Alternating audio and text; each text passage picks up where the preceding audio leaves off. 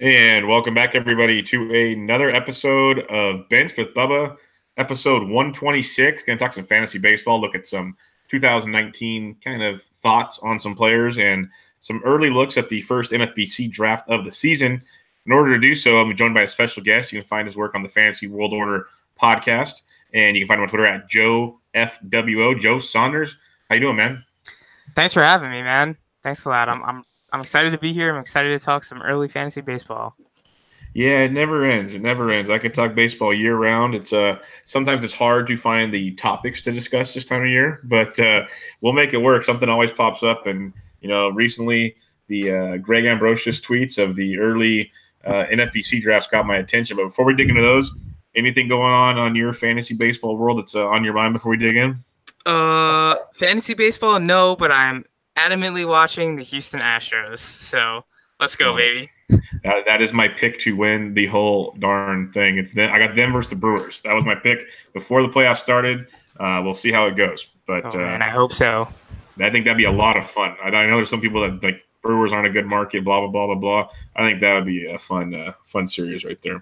So all that, and then it never gets old right now with all our buddies out there at the Arizona Fall League.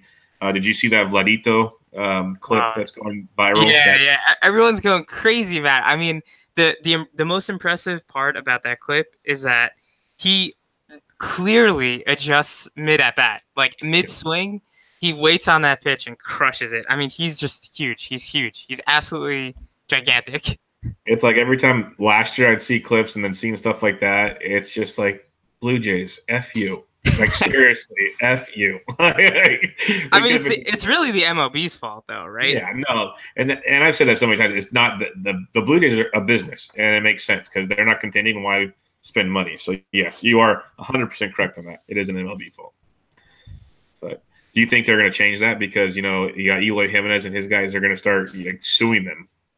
I think they're going to have to. I mean, I just heard the report, I think yesterday, that Kris Bryant, the Cubs have discussed a lot of money with Kris Bryant, and he supposedly doesn't want to stay there because of the whole ordeal with controlling his service time. So, yeah, I mean, I think they have to because right in the past, in the 90s, I know we're taking a huge tangent right now, but the past in the 90s, right, like, in the 90s and the early 2000s, all those steroid users got paid like into their 30s. But now, the best time to pay a player is like when they're peak 24, 25, 26. And like these players are not getting that money. They're getting paid poorly through arbitration because the arbitration process is broken in its own right.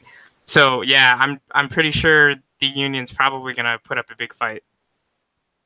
Yeah, I'm really curious to see how it turns out because they have to do something. Like they can't just keep allowing this to happen.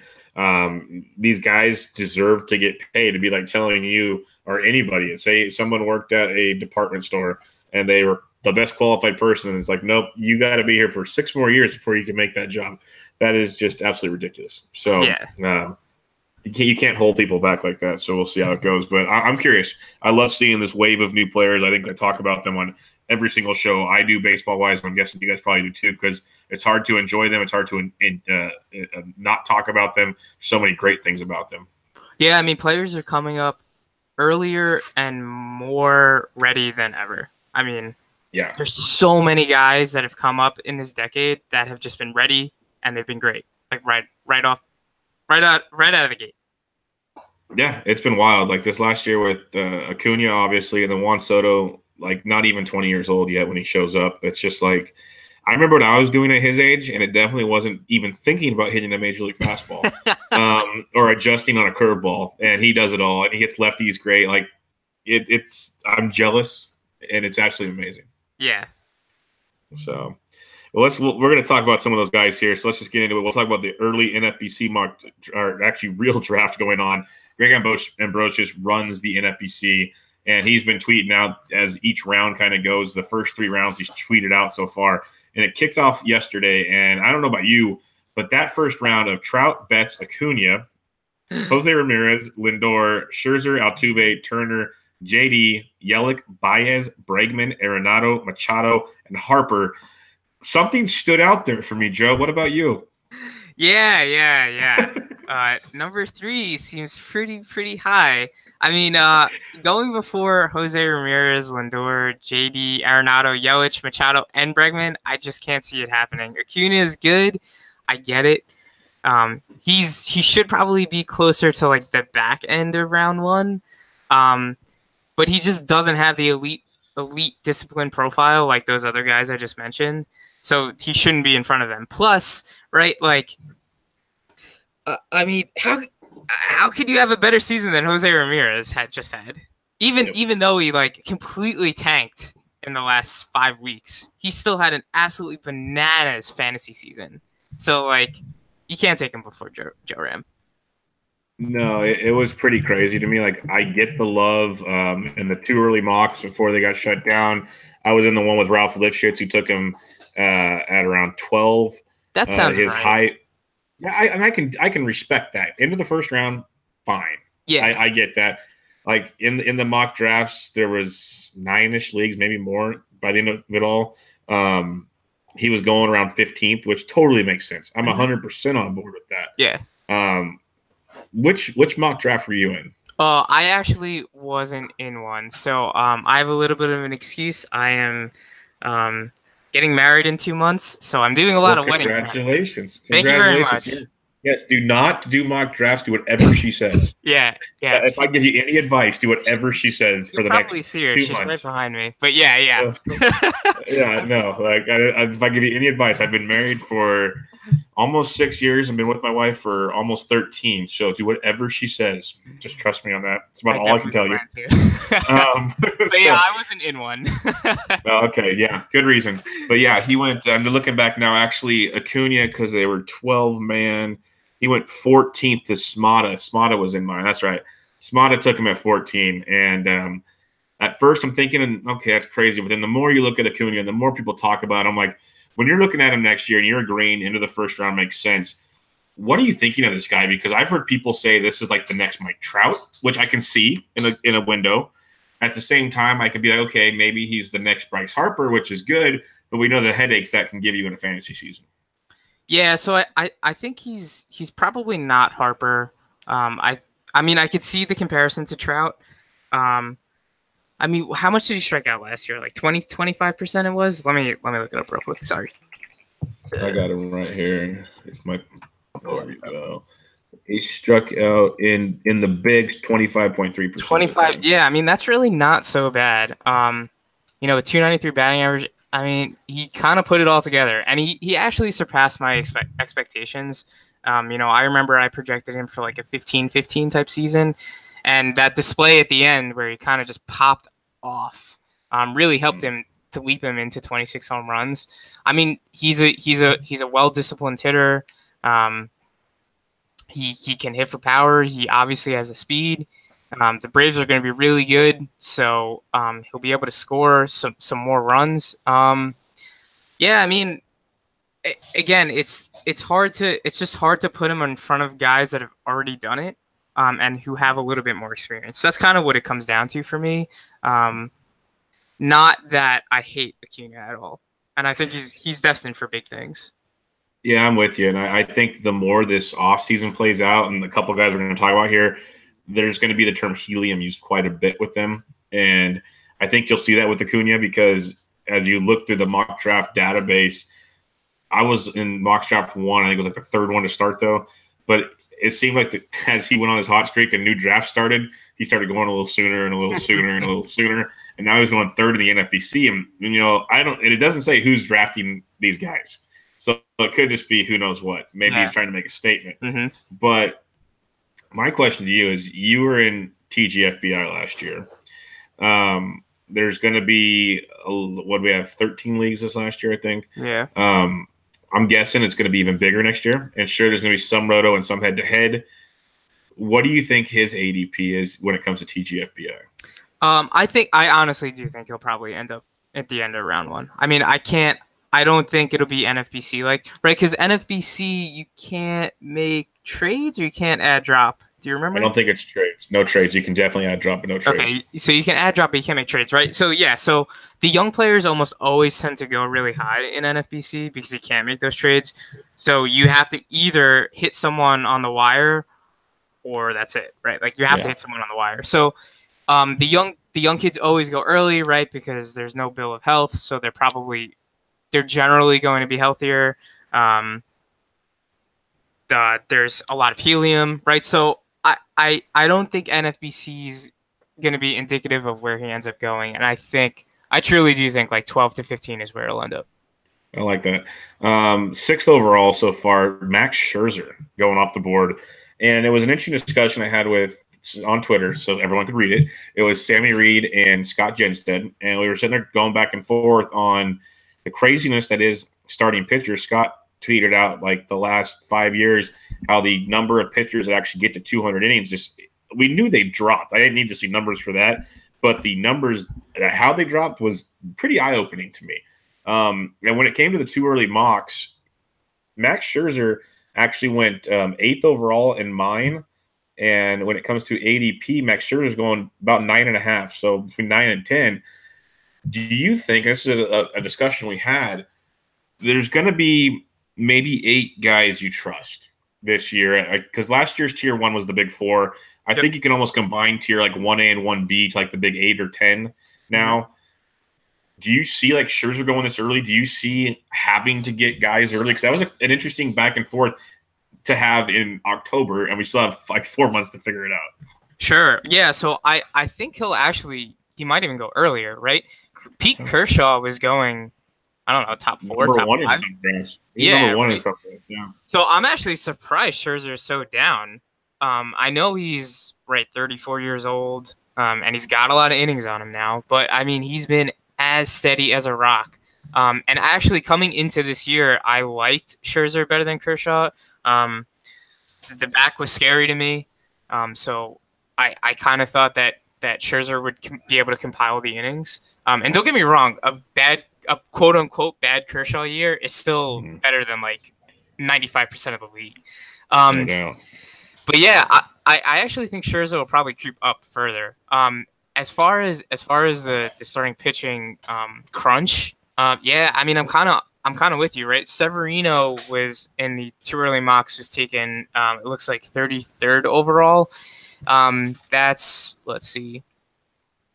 right before Verlander, and it's sandwiched between Nola and Verlander. And so I probably like Verlander over Severino because of the consistency, but like even then you're already starting to get question marks, right? Like what Severino do you get? Do you get first half? Do you get second half? So I could see Scherzer climbing up a little bit. Yeah, because it's weird. You got like in the too early mocks, you got Scherzer going about 9th.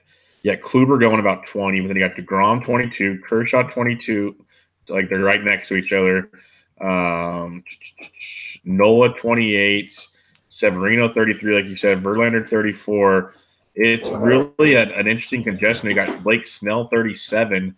So yeah, it's gonna be interesting how it all plays out there, because it seems like by the end of, say, a 15-team league, by the end of round 2, you better have at least one of them, or it's gonna get shaky. Yeah, and again, right? Like if I come out at the start with Severino, I don't know how good I feel. I just don't know. Like I almost feel better with Blake Snell than Severino. Yeah. I think there's more upside there and more consistency we've seen, which is weird to say because it's only been one season. It's been a year and a half, to be fair. Yeah, exactly.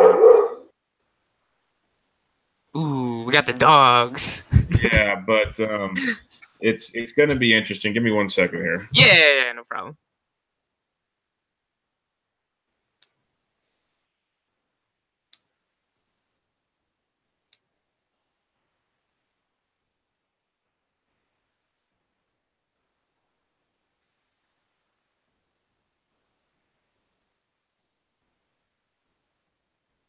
All right, we're back. So yeah, it'll be quite interesting this year when it comes down to the starting pitcher position. So we're going to keep an eye on that. Like Nola, DeGrom, you obviously can't hate on any of that, but It'll be quite interesting to see how that all plays out. When you look at some more of that first round action, Yelich jumps all the way into number 10, right behind JD, a little before Bregman. What else kind of stood out to you in that first round? Arenado going so low was probably the biggest. I imagine that Arenado will probably be closer to top 6 than top 6-ish, than what was he, 12th, 11th, 13th? I don't have it in front of me. 13th. You went 13th. Yeah. What is he in the too early mark? He's 5 in the too early mark. I took him at 5 in the one I was in. Yeah, right, if I'm like 8th in whatever league, he's not getting past me. Or there's no way. I mean, he's so consistent. Yeah, it'd be pretty crazy to go that far. Let's jump into the second round action. So wrapping it back around, it goes Judge, Sale, DeGrom, Story, Nola, Kershaw, Kluber. So as you're seeing a run of starting pitchers, Stanton, Benintendi, Blackman, Snell, Freeman, Adalberto Mondesi goes 13th in the second round, Goldschmidt, and then Juan Soto. So some big names coming off the board. There are lots of pitchers kind of going with, like you talked about. What's your thoughts on Adalberto Mondesi going, 27th, 28th overall? Yeah, so I know you were in on the discussion today that myself, Toby from Batflip Crazy, and my co-host Pat had about the Mondesi and VR comps, right? So I just want to break that down for whoever wasn't on that. So VR stole bases at the same clip of his breakout once he was traded to the O's, right? So my colleagues, right, think that the same might happen with Mondesi, as they're both on bad teams and they should be able to be free to run. So Mondesi's obviously got a ton of category juice, but he's probably going to hurt himself in runs because he's no guarantee to be at the top of the lineup, even though it's an awfully weak lineup. If he gets off to an extremely slow start and is batting 200, I mean, you can't keep someone at the top of your lineup batting 200. It's just not going to happen. And that really hurts. So I think even with the category juice, it probably shouldn't be going inside the top 100 because the variance is so high, right? Like the comp I always like to make is Javier Baez, right? Last year we were drafting Baez at like 140, pretty much across everywhere, right? Because the variance is so high, right? You didn't know what you were going to get. We all thought Baez had this sort of potential, but at the same time, he could have been an absolute zero and hurt your team. And I think Mondesi's a little bit similar, but he's probably got a longer leash because the team's awful. No, I'm with you there because Javi Baez is definitely one of the guys I'm taking a big L on this year. I was definitely concerned about his swing and miss rate and all that kind of good stuff. And yeah, it didn't happen this year. But it's weird with Adalberto. I love the talent. It reminds me a little bit of like the Ozzie Albies hype last year, but it's even worse. Going 28th overall is pretty crazy. Like in the too early mocks, he's going around 73, 74. But George Bissell took him at 39. And that was the highest pick. And Bissell's all over him. If you follow Bissell's timeline, he's in love with Adalberto. And it's like, if that's the case, George, you get him. I am not doing it. It's not happening. I do love his talent. I agree with what you said. He's going to be on a bad team for a while, so he should be able to produce for a little bit. But the average, he crushed it of late. It just wasn't normal for what we've seen from him, which kind of surprised me a bit. But the speed's legit, so that's definitely going to keep an eye on. That's never going to fade it, but it's like the old Billy Hamilton things. You can't steal first base. Sure. So, and maybe the hit tools have changed. He's still super young. Maybe there's a lot to like here. I just got to be like slightly hesitant on what the heck's going on there. Well, but I guess we'll wait and see. If he were to fall around 74, I think I'd be okay with it. What about you? Yeah, so I'm interested at that price, but I'm still probably not drafting him within the top 100. Like even though I just recently discussed Matt Chapman on a Batflip Crazies podcast, right? And about how I think even at 84, he's probably too high because I think he's a lot like Justin Turner, who you can get even later. I'd probably rather have Matt Chapman at 84 over Mondesi at 70, whatever. I know they're two completely different players, right? But I feel very comfortable in predicting Matt Chapman, where again, Mondesi has huge range of outcomes. I mean, what's your like 95th percentile projection for Mondesi? Like for me, it's probably like 275, 25 home runs and like 55 steals. 275, 90. Yeah, 95 percentile is par up. So I'm thinking, if I draft them, I'm flooring it like at 260-ish. Give me like 15 to 18 homers. Steals are going to be the same pretty much, but like average and power, I'm expecting to decrease. And so, yeah, 95 percentile outcome, I could see that. And like you said, is that enough to get the job done? Yeah, I mean that's probably like top 8. To be fair, it's really good. It's really good. Yeah, it probably is. Work out. But that's the thing. Like, and then what's the floor? Like 210, like 15, and since he is never on base, maybe like 40. Yeah, and like the 40 is still nice, but that 210 batting average is going to destroy you. Yeah, exactly. So yeah, it's weird, but like there's that upside where it's like, who he reminds me of is the love everybody had for Trey Turner last year. He's are you on like the Trey Turner shouldn't be in the top 6 hate train? Because that's what I'm on. Well, I was against it last year. Are you still against it? Yeah, because the guy can't stay healthy. Like, how can you give a draft pick up there? Like, I'd rather take Ronald Acuna in the top 6 than Trey Turner. Yeah. And oh my God, like Trey Turner, man, Trey Turner. I mean, he has improved. He has improved some of the plate discipline skills, which is good. But yeah, I mean, he can't stay healthy. I mean, he didn't steal as frequently this year as previously. I don't know. It's just hard. It's hard to take him so early for me. Yeah, and one guy that I am looking at if I have to pick like a Mondesi type and he's going 98th overall, I'd look at Jose Peraza. I think I'd rather gamble there than pay up like in the top 40 for Adalberto Mondesi. So that's where I'm at. Not saying I'll do that either, but I think they're very comparable to me at least. Mm. Well, you don't agree. I think Mondesi's got more pop for sure.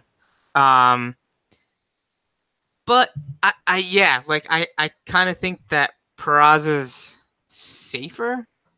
Like if you, like everything, right? It's like roster construction. If you needed the home run, then sure, go Mondesi. If you needed to bank some steals and play it kind of safe, then Peraza's probably the guy. So yeah, I think they're just a little different in terms of like roster construction. All right, what's your thoughts of Juan Soto going 30th overall? I think it's a crime that he went after Mondesi. Yeah. Yeah, I mean, it's tough to argue against a player with such ridiculous discipline at such a young age, right? Like you mentioned it before. I mean, he's probably closer to a 30 home run hitter than he is a 20 home run hitter at this point in his career. And with such an excellent skill set, I mean, he's a great bet to repeat the batting average. And the batting average is what's really going to make him a valuable asset because more and more in this league, we're seeing guys that strike out more and more and can't produce the 290, 300 batting averages. So someone like Soto is extraordinarily valuable. And then in OPS leagues, I mean, he can take a walk too. So, yeah. I'm cool with it. Yeah, I like him there for sure. I think he's definitely worthy of that price point. And we're seeing a lot of pitchers in that second round. So it's quite interesting, but nothing else really too crazy because Goldie drops, Blackman and Benintendi, but that's going to happen with all these new names coming in and out. The bats, we're going to have bats for like 4 rounds where you can just take the next best available and rock and roll pretty much. Yeah. Let's go to the third round real quick. Leading off the third round, this one surprised me. Gleyber Torres goes 31st overall. Then you got Verlander, Bauer, Cole, Syndergaard, more pitchers. Merrifield, Severino. The fact that Merrifield went after Mondesi kind of surprised me as well. Yeah. Kris Bryant, Bogarts, Gary Sanchez at catcher going 40th overall surprised me. Hoskins, Carrasco, Starling Marte, Carlos Correa, and Ozzie Albies. So what's your thoughts on that Merrifield going that late? Oh, my man. I really, really like Merrifield. I mean, he's been consistent for 2 years now. I mean, why, especially someone like Trey Turner, right? Like, why pay up for Trey Turner when you get with however many, 2 rounds later, right? So you can get your JD and essentially a Trey Turner light clone 2 rounds later.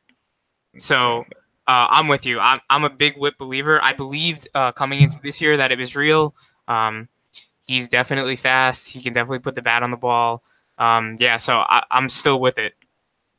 Yeah, I remember preseason last year, as like the month leading up to the start of the year, I do a lot of fantasy polls on my handle, and I did. I tried to do guys close in ADP at positions, and I did Whit Merrifield or Daniel Murphy, and I knew Murphy was hurt, and literally I think it was 60 or 65% picked Daniel Murphy because none of them thought Whit Merrifield could do it again. It's pretty entertaining.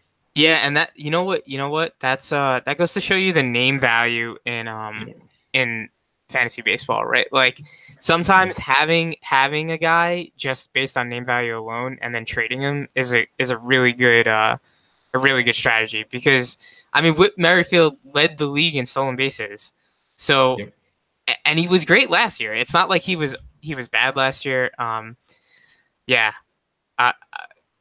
That's crazy. I'm interested to see what you can pull out of your hat this year, like for Whit or maybe someone else. Maybe I don't know, who could we think of? You do Whit and Ozzy Albies. Yeah, I guarantee you it'll be close. And yeah. It'll be interesting to see how that plays out. You're probably right. But yeah, Whit, man, he's just so good. Actually, they're going back to back. In the 2 early mocks. Oh shit, yeah, they are 42 and 42, like literally 0.2 points apart. So yeah, you got Whit right there. Again, tons of pitchers went. What's your thoughts on Gleyber Torres going 31st? That one shocked me. I don't know if I'm more surprised by Acuna or that. I mean, right? That's got to be the Yankee helium, no? Got to be, right? Yeah, You're in the Northeast. Tell me. Oh my God. Well, yeah, and so in one of my home leagues, right, we're a bunch of New Yorkers, so like we like the non-Yankee fans know to stay away from the Yankee players because it just gets ridiculous. I mean, even like Severino, even Judge, everyone goes too high. So I think that's just a case of this. I mean, he definitely held his own, and I had my reservations about Torres too coming in. Right, with the Tommy John surgery. I mean, I guess that didn't really affect Sano all that much. It hasn't affected other position players all that much. But still, I was a little worried. He missed some time. He missed a lot of time, right? So he was coming back. So yeah, I was worried coming in. He did handle his own, right? 24 home runs, 6 steals, 271. That's not bad. I'm sure he's going to improve.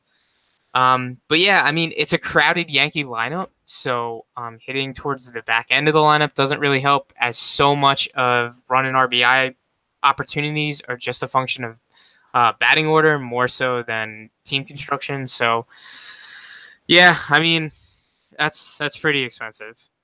Yeah, it's a little wild for me. And then Gary Sanchez, who literally didn't do much this year because he's hurt most of the time and honestly can't catch, so it's going to be hard to play him a ton next year. He goes 40th overall, and I thought we were all on the mindset that catchers were dead and you could wait on things, but apparently not this person. What are your thoughts there? Yeah, I'm totally punting catcher this year. I don't know, just figure it out.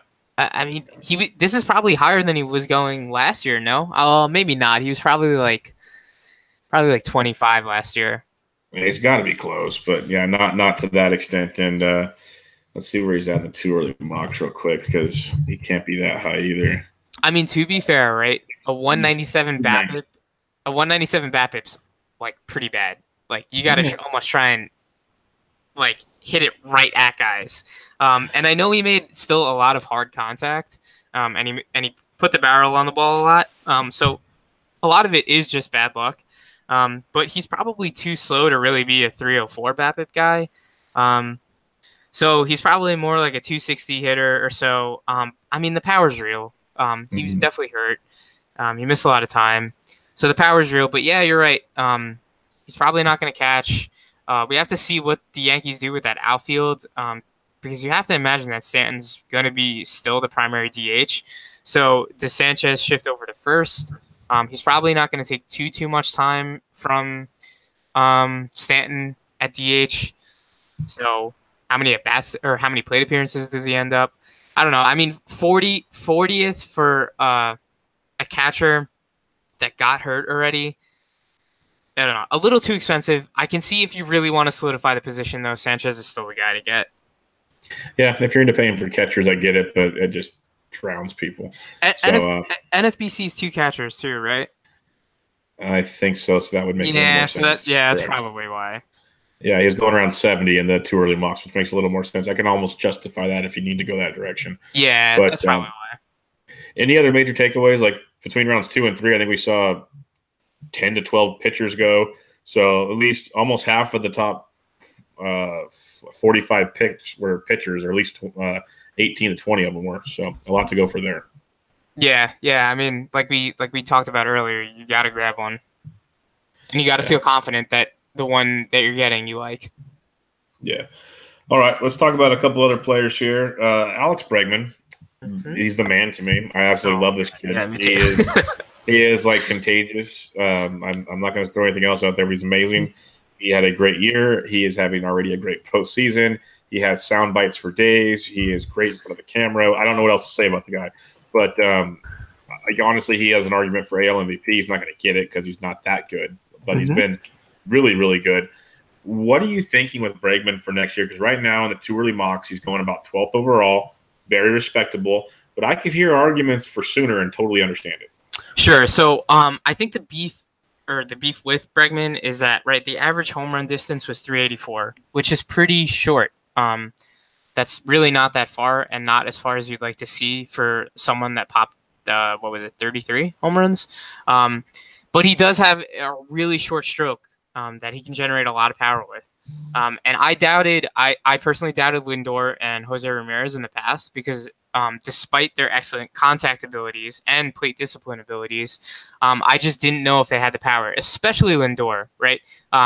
He really bulked up, but coming out of the gate, he was a pretty small framed guy, lanky-ish, not like really bulky. I mean, he definitely put on some weight. So a couple, right, that he had the 384 home run distance, but Jose Ramirez's average home run distance was only 388, and he hit 38 home runs.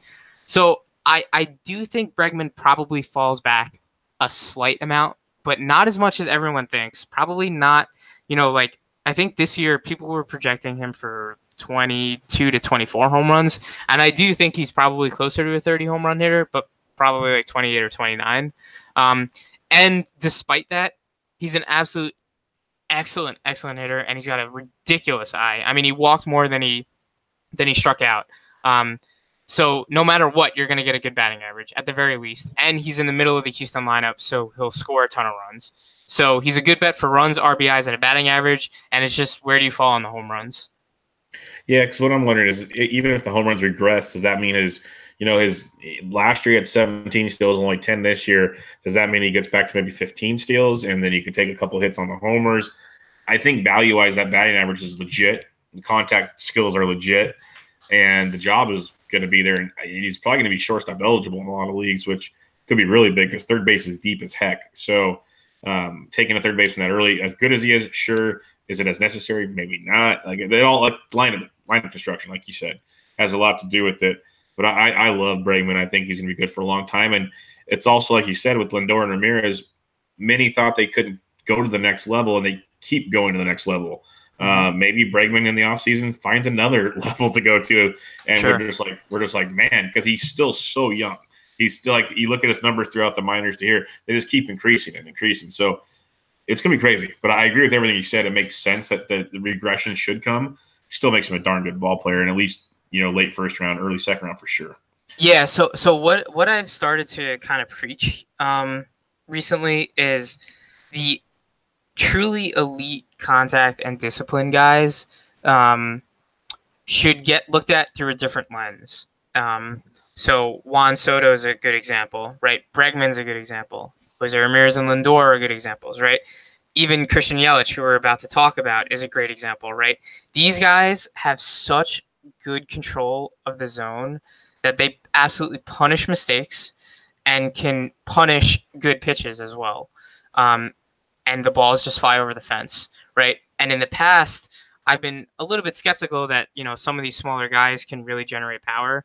But we also see, we all know about the fly ball revolution and launch angles and whatnot, right? And I think that has something to do with it, that these players understand that when a ball gets in the strike zone and they know they can hit it, they're going to hit it. And I think that's exactly what Yelich did. I know I'm just going to roll right into him, right? But, right, like Yelich didn't up his fly ball rate, and that's what we all expected him to do. Everyone kept saying, oh my God, if he just puts the ball in the air, he's going to walk his way to 30 home runs. He didn't do that, but he absolutely crushed pitches that he should. I mean, the hard contact was up to 47.6%, right? And that's all he's done. So he's got such a good understanding of the zone, as well with Bregman and those other guys I mentioned, that I think we just have to start looking at these guys in a different light. I think that's a great way you're saying it there, because there's a lot to be said where people, launch angle revolution. They gotta, adjust the, launch of the ball, but that exit velocity is such a massive part of it, like you're saying, and their contact skills and their bat to ball skills, that it just changes everything. Like, even we talked about Vlad to start the day. When Vlad hits the baseball, like even that clip we saw, I didn't need to see where it landed. Just the sound it made, the bat speed, you knew that thing was launched. Mm-hmm. Like, you didn't need to see how it left his bat, at what angle it's his bat. Just the fierceness that he hit that baseball is all you needed to know. And that's what these guys do, like you're saying. Like when they approach the contact spot in the zone, they're hitting it just so right and such a good exit velocity. That's a really, really good point and a good way to look about it. It's a different way to approach what is a revolution right now. So very much in play. Let's go to Christian Yelich. You hit on him, who, if people are listening to the podcast by now, they probably know all about Christian Yelich, but he's a monster. He is the likely National League MVP. He 36 homers, 22 stolen bases, 118 runs, 110 RBIs, 326 average. Miami fans are crying. So many things going on. And surprisingly, and some of this mock draft data might have been before his insane run, but he was only going 16th overall. What's your thoughts on that? Yeah, I imagine he'll be within the top 12 when we roll around to March and February. I mean, he just had too good of a season. The stolen bases were still there. I mean, he just completely popped off. And plus, right, he's in the better ballpark. I think Milwaukee's not substantially better for lefties. I could have that wrong. I can't remember if it's good for lefties or righties. But still, it's a better ballpark overall than gigantic Marlins Park, or what's it? What's the name of the park? Just crazy statue in Left Center Field Park. Yeah. Ginormous park. Yeah, so right, Milwaukee's better than Miami. So that certainly helps. And I mean, I think he's got, again, such good discipline skills. He's always had great discipline skills. He's always been able to put the bat on the ball, like you said. I think he'll be within the top 12 when it's all said and done. Yeah, I was really, really happy to see Christian really kind of turn into that stud, because you remember it in the preseason when the trade happened, and like you said, everyone said he's going to launch the ball and all these things. The biggest take home from all the arguments there was a group of people that thought Yelich would not succeed here, and there's a group of people that thought he was going to be the man. Well, he's the man. So it's good to see at least we got one answer. I'll go that far. I won't say which side people were on, but at least we got an answer instead of just mediocrity. He was amazing, and he still is. Homering in Game 1 of the NLDS, and now he gets to go face Kershaw tomorrow night. It's going to be awesome. Yeah, and right, he's only 27, so he's in the prime, right? So there's no reason to think that he should significantly regress. And he gets to play Paul Sporer when they make the Fangraphs movie, so it's going to be totally awesome. Let's talk Javi Baez. Baez, like I said earlier, I've taken the L on him. I talked about him on a lot of podcasts because I just like hearing all you different people's smart opinions on some of these guys, because I think that's what makes us all better. And Javi Baez, it still scratches my head. Like, the K rate's okay, the BABIP's through the roof, the contact skills just came out of nowhere. There's still a lot of concerns I have with Javi Baez, but every time I said I was concerned, he kept producing 34 homers, 21 stolen bases, and he hit 290. You can't ignore these numbers. How do you look at Javi Baez going to 2019? Yeah, I find it tough to get behind Baez so early. So I was on, I was a believer in the sense that I thought something like this was within the range of outcomes. I did not think it was likely because of the awful, awful chase rate, which actually got worse somehow. Yeah, that's what's Um, crazy. Absolutely crazy. so like I mentioned earlier, right? He was a guy we were taking 140 plus last year overall.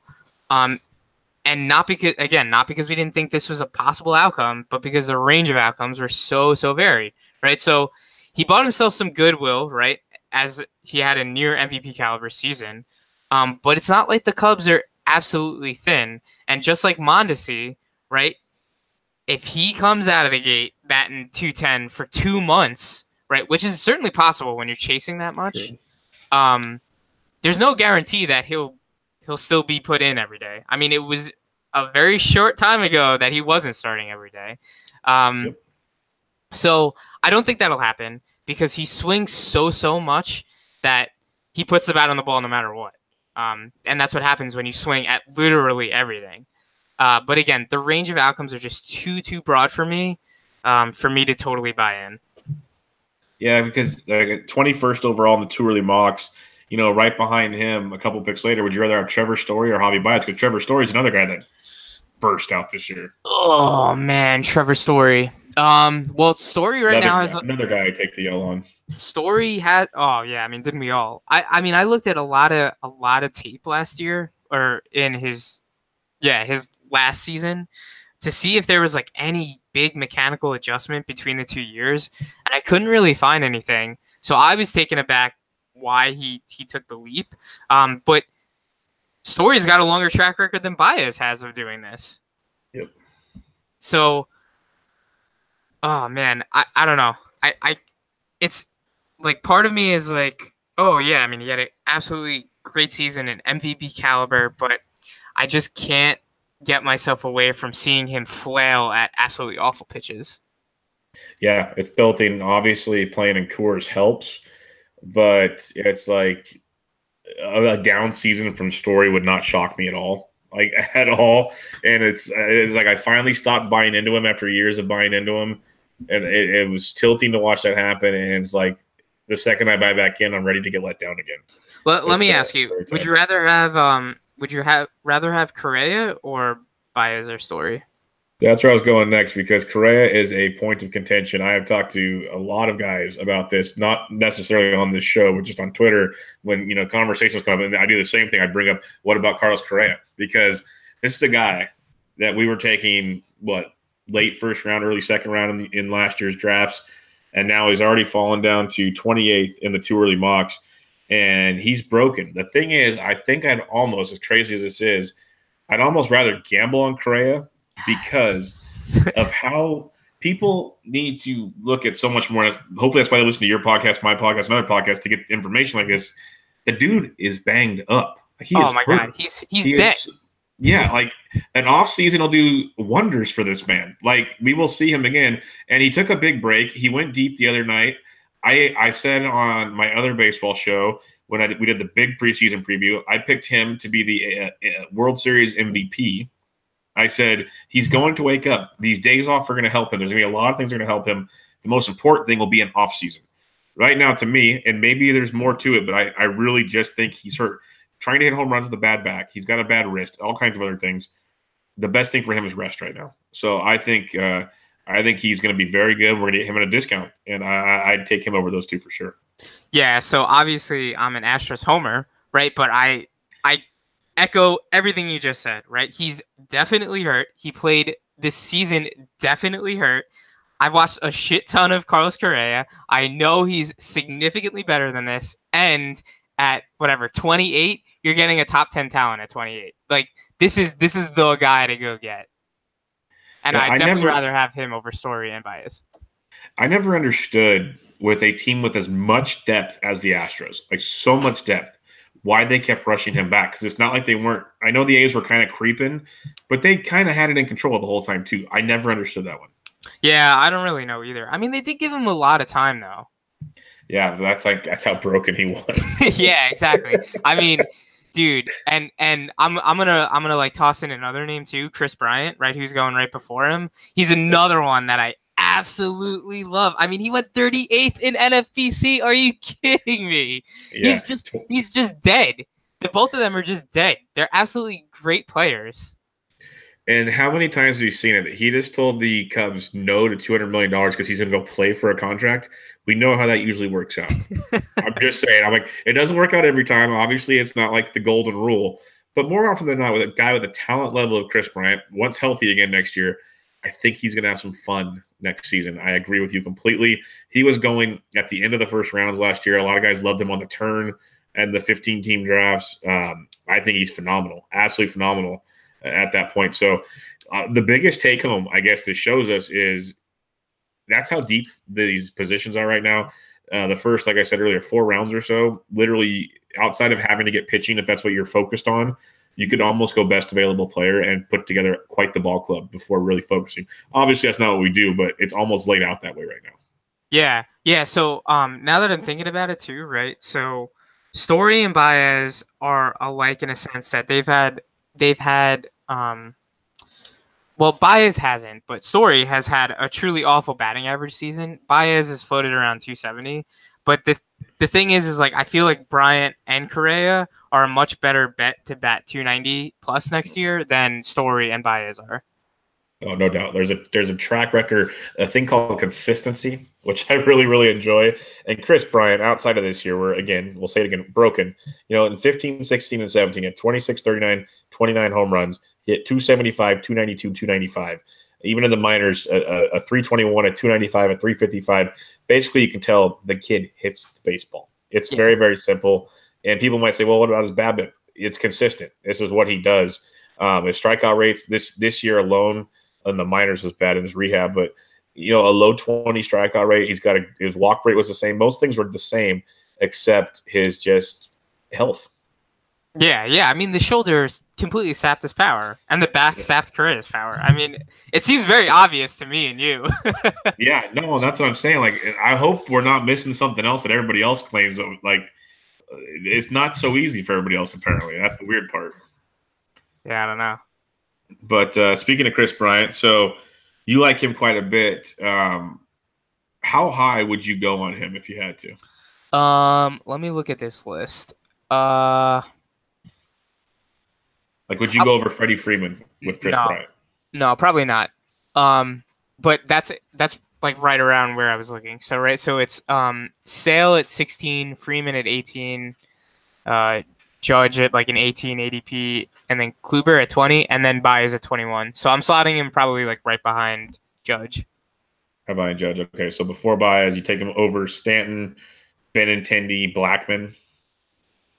Yeah, I feel pretty good about that.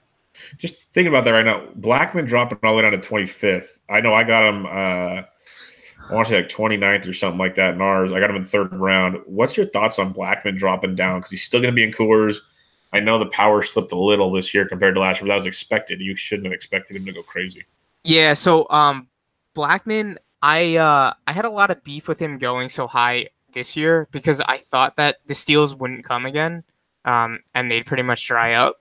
And they haven't completely, but for his career, he's not actually an excellent base stealer. He's like 66% or so, which is not really all that good. And now he's getting older. He's going to be 30, like 32 and a half or so, beginning of next season. So, yeah, I mean, I know Coors is nice. The Coors effect is good. I don't know how he did on the road. I remember seeing all of them did pretty awful on the road. Yeah, he batted 249. The pop was still there, but yeah, 249 is pretty rough. I think I'm actually okay with it here. Yeah, I don't mind it at all. What's your thoughts on this player? He's been a perennial like 1st or 2nd round pick. He's going 46th overall in the 2 early mocks. Joey Votto. Ooh, okay, so I own Votto, and I like the discount. The one caveat I'll say is that I watched a lot of him because I owned him this year, and he definitely shortened up his swing a ton. And I think he choked up more this year than I've ever seen him before. And I think he might have thought that he was losing a step. I mean, he might actually be losing a step, and he was just adjusting. I mean, he's 36 years old now.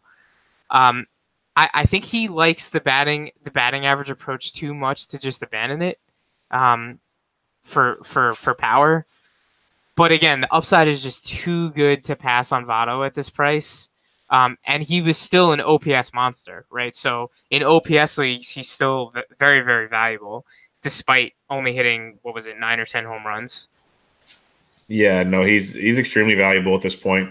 It's pretty crazy because, a couple of hitters going right before him, George Springer, Rhys Hoskins, our boy Witt, Albies, Bellinger. Would you rather try belly bombs or Joey Votto? Ooh, man.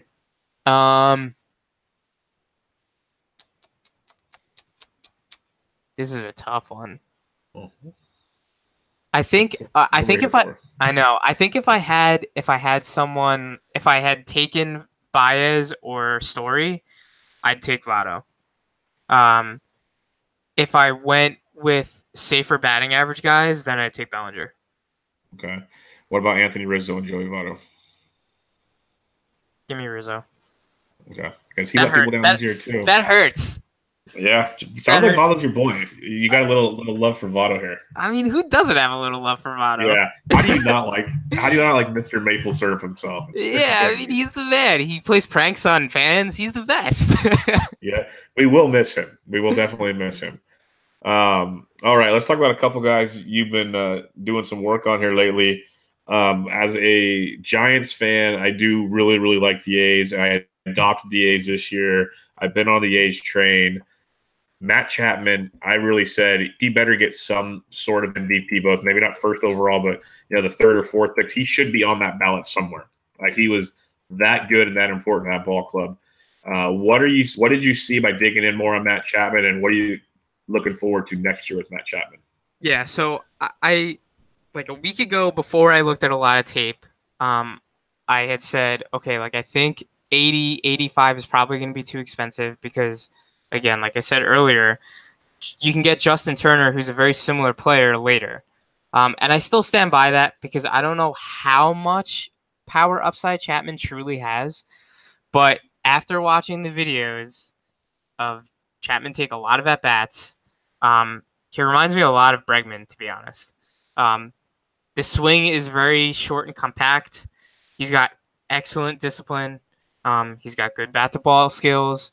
Everything I just described about all those other guys that kind of popped off. So I think I'd probably put Chapman like upside at like 30 or 31 home runs. But still, he's a 0 in stolen bases, and he's still probably not going to hit as high of a batting average as Justin Turner will. I mean, Turner pretty much came back and was Justin Turner. And the injury was a fluke injury, right? He got hit in the hand or hit in the wrist.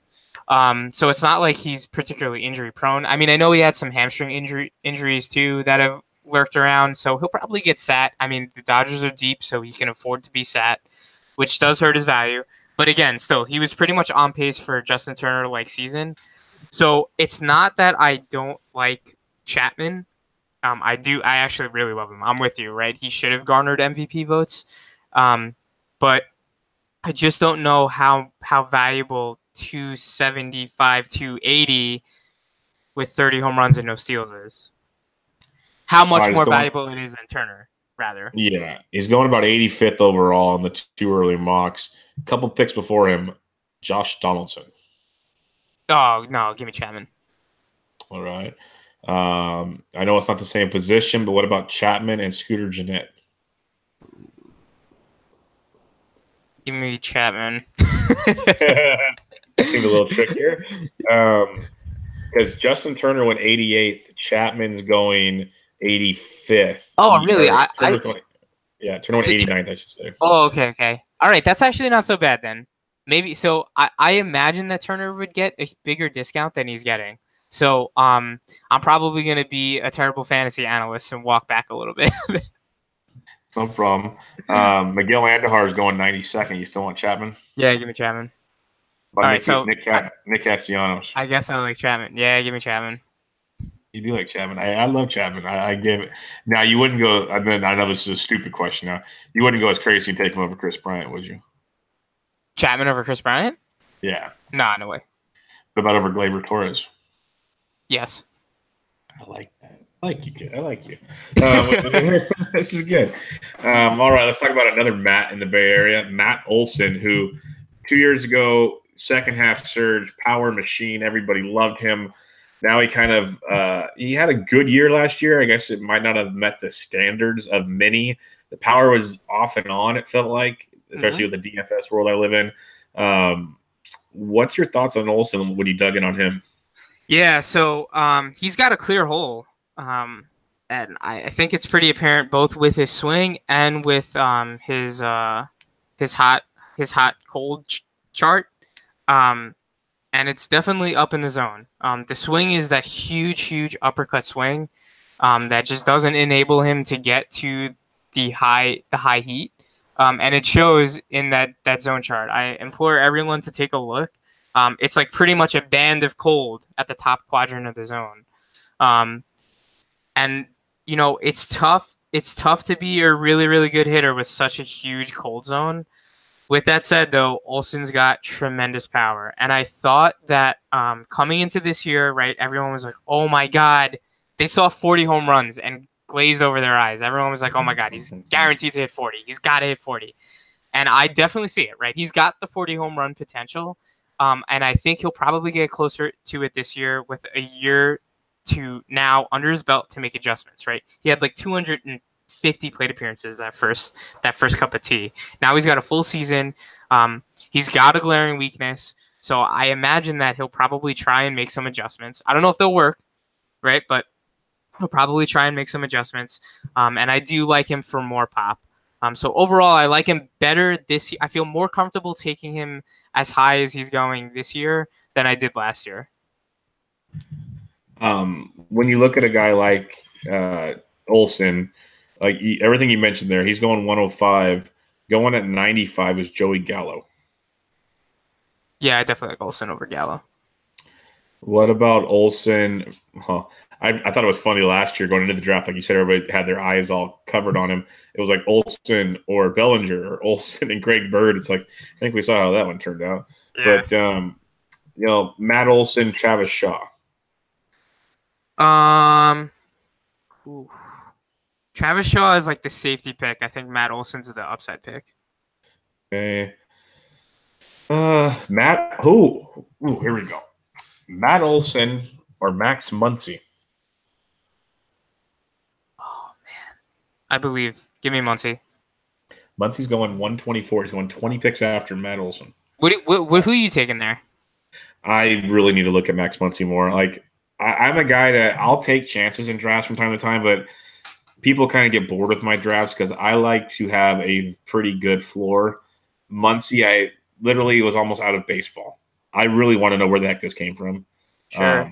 It was crazy. Like, I need to see more. I need some of the smart people to do all the data work. I can read their articles and stuff like that because I really need to see what this was because what he's done has been amazing. There's no questioning that. And he's doing it still in the postseason. But it's wild for a guy that was like in the A's farm system, other farm systems, almost out of baseball, and now he's crushing it for possibly the National League champions. It's pretty wild. So there's like two things. The first is that Muncy just absolutely tore the cover off the ball.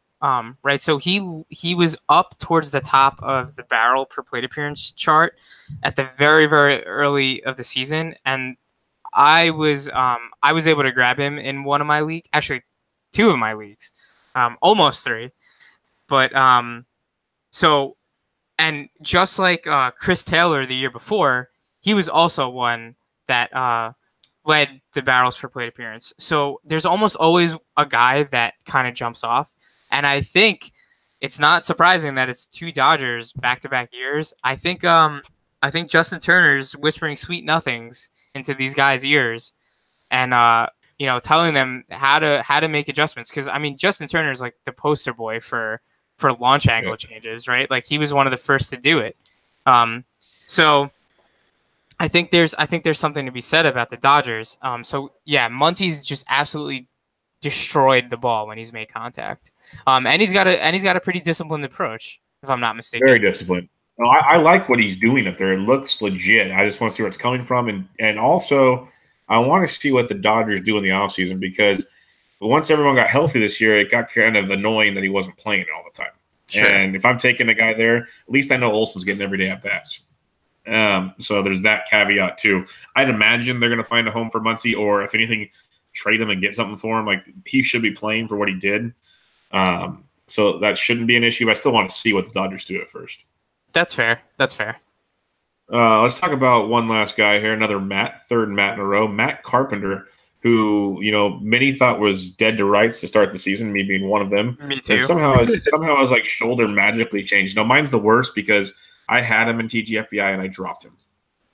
I don't fault you. I mean, like 6 weeks in, we talked about him, and I remember declaring him dead.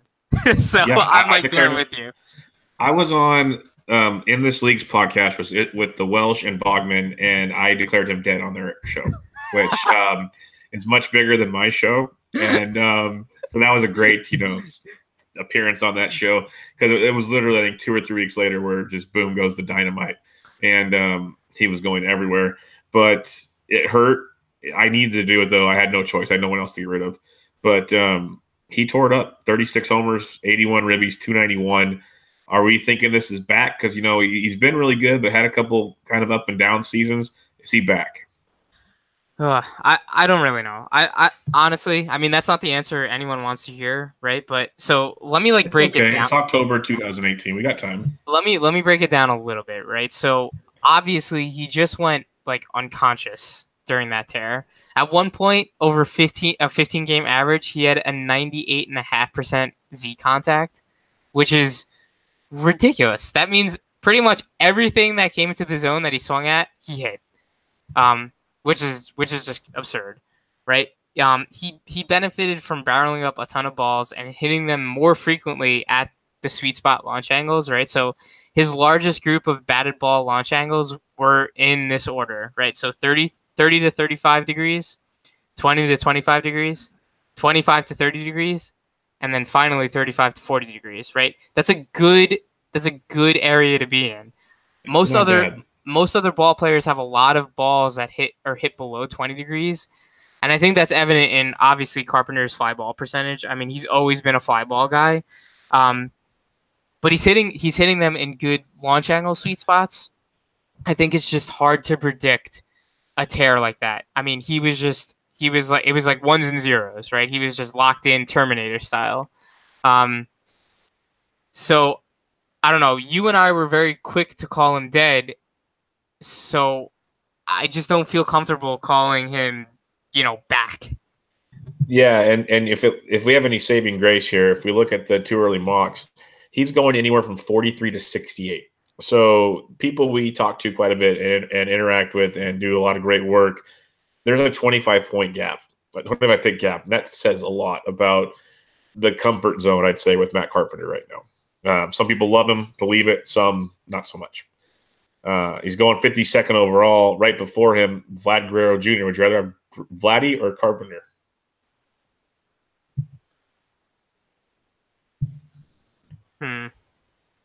Give me Carpenter. What about Eugenio Suarez or Carpenter? Give me Carpenter. I'm a Suarez fan, but I feel like I need to go Carpenter too. This one, I think I'll go the other way. Carpenter or Anthony Rendon?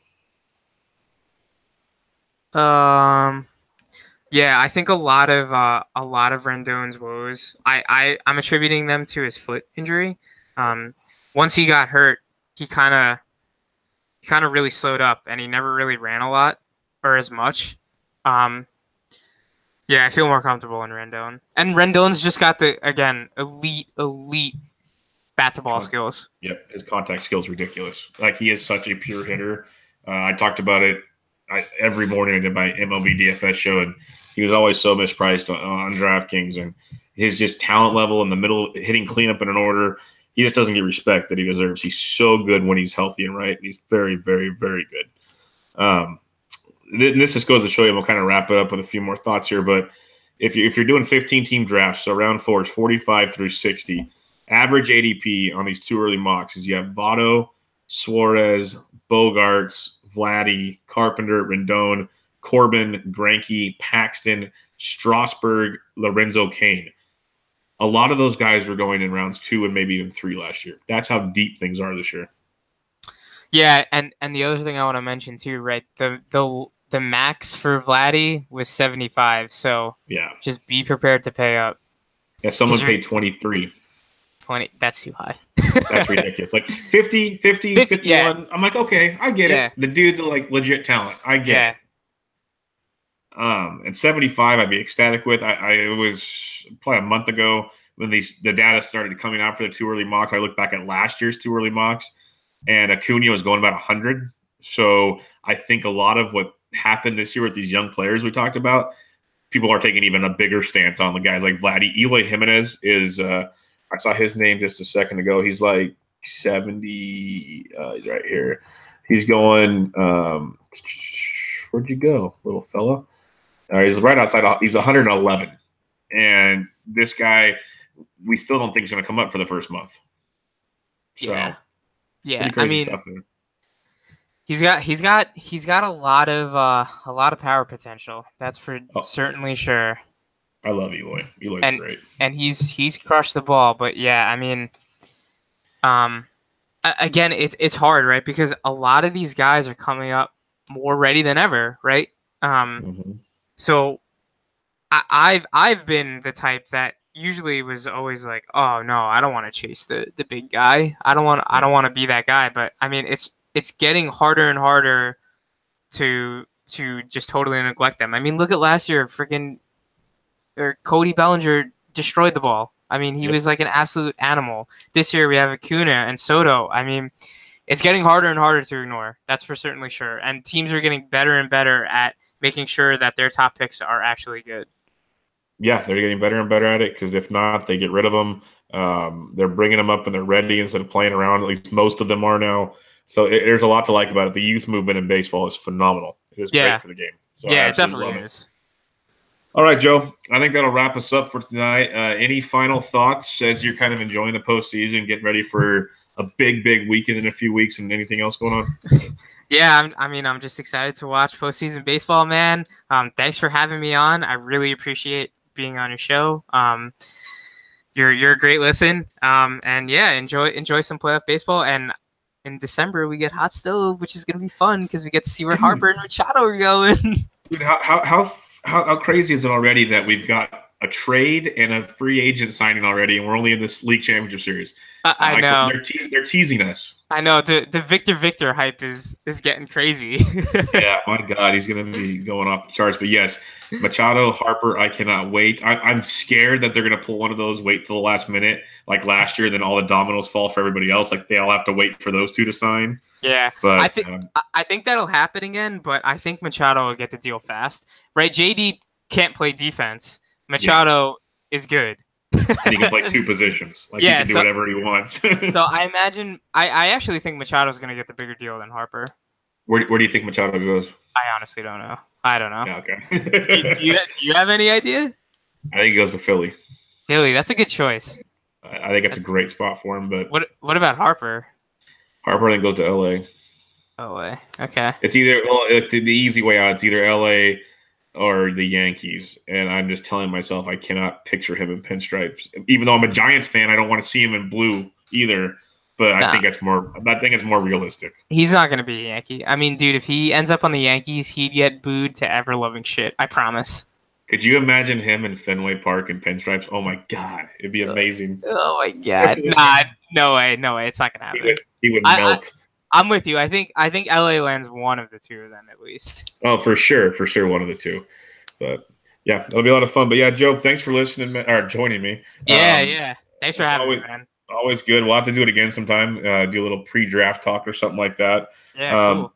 Everybody go listen to their podcast. His co-host Pat's been on the show before. Really good guys over there, the Fantasy World Order podcast over there on fantrax.com. Joe is on Twitter at JoeFWO. We got tons of good stuff, so go check him out. Again, Joe, thanks for joining me. Thanks a lot, man. Everybody, this was Bench with Bubba, episode 126, talking some fantasy football with Joe Saunders. Catch you guys later.